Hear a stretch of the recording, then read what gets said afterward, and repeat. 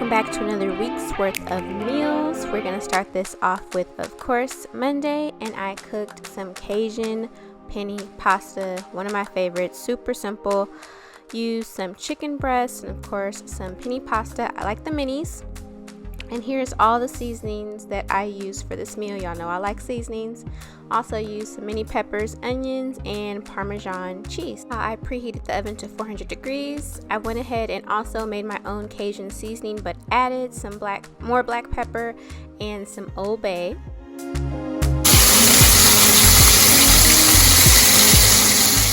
use my cast iron skillet to sear the meat. You can also use a Dutch oven. Then you want to transfer it into that 400 degree oven to finish cooking.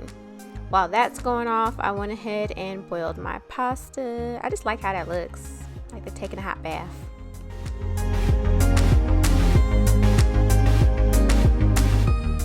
My chicken all done. I went ahead and took it out of the cast iron and let it rest, let the juices redistribute. In the same cast iron, I'm going to hit it with some butter, my peppers and onions, and some chopped garlic, y'all. In the same cast iron, do not wipe it out. You want all that juice. Go ahead and put it on a low heat. I went ahead and drained, not rinse, but drained my penne pasta, and then I went ahead and sauteed all of my peppers and onions.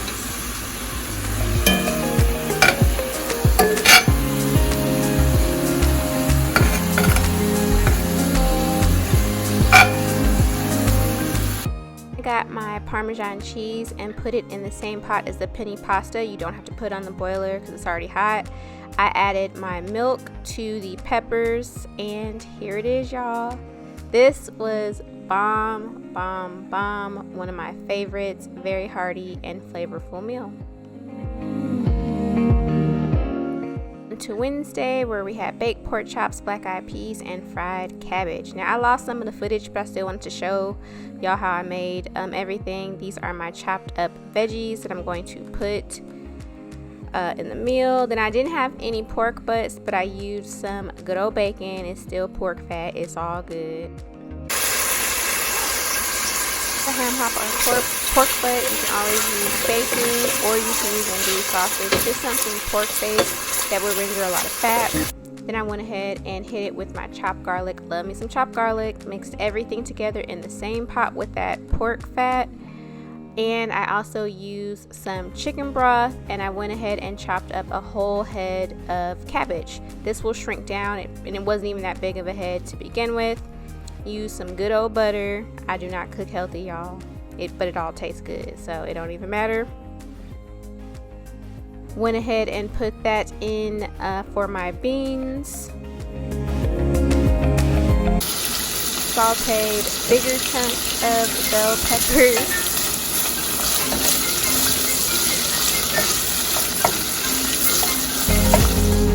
Here is dinner, y'all. Pork chops, fried cabbage, and I like my black eyed peas over rice. But yeah, super hearty, super good, super traditional meal. Wednesday night we had Old Faithful shrimp and grits. I have a couple of different variations. I don't think I showed you guys this one before, but I was lazy, so I had some cooked shrimp in the freezer I wanted to cook. I always have grits in my house, always. And I had this smoked beef sausage instead of my traditional andouille, but that's okay. All the spices I use, y'all know I am the seasoned queen. It got to be seasoned, okay? Seasoned. So then we use 1 cup of water, and then I use 2 cups of milk. This is crucial because I like a creamy grit. I want my stuff flavored. It has to be all kind of layers of flavor.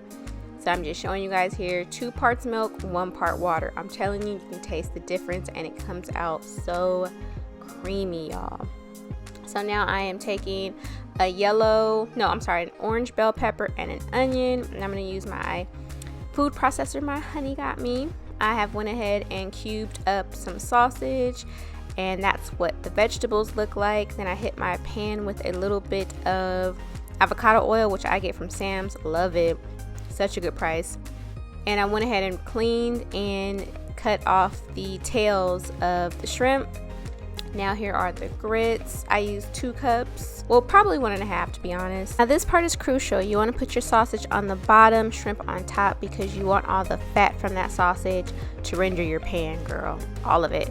Now let's kill the debate. I use pepper, sugar, and salt in my grits. You need all 3. I don't know why people just put one or the other. You need all freaking 3. And I also put a big old thing of butter in there. Yes, butter, milk, salt, pepper, and some daggone sugar. All of it. All of it. Topped it off with a big old helping of some minced garlic right there.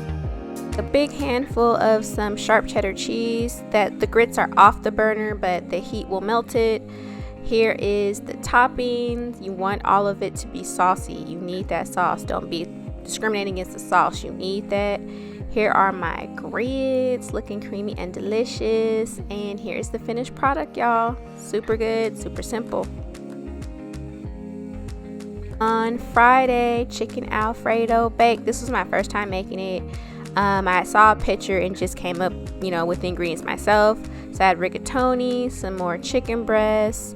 I used 1/3 of the onion, some Parmesan cheese, and this was all of the seasoning that I did use for the meal. Went ahead and seasoned up the chicken breast with a little bit of olive oil so the seasoning would stick. Coated my frying pan with some avocado oil as well as my pasta water. I always put salt, pepper, and oil.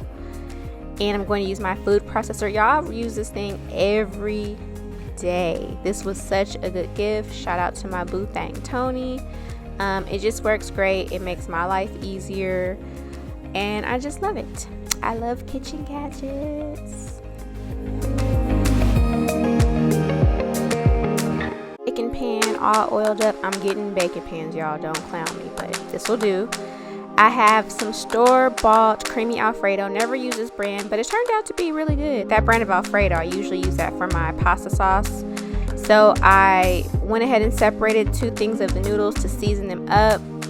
Cut up my chicken breast. It was just resting so the juices would redistribute.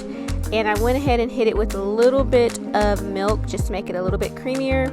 This is how it looked with the chicken breast cut up in the sauce and noodles and the cheese mixed up. Put it in the oven on 375 for about 40 minutes. And boom, here's the finished product. It was really good. Next time I will put some breadcrumbs on top. I think that will just set it all the way off. And I'm going to show you how it looked plated. This was a really, really good meal. We both liked it. I will be doing this again. And y'all, these were our meals for the week. Super affordable, and I think they were all pretty easy. Thank you so much for watching, and be sure to look at the description box below so you can watch all my meals that I make. Binge watch. Until next time, guys. Bye.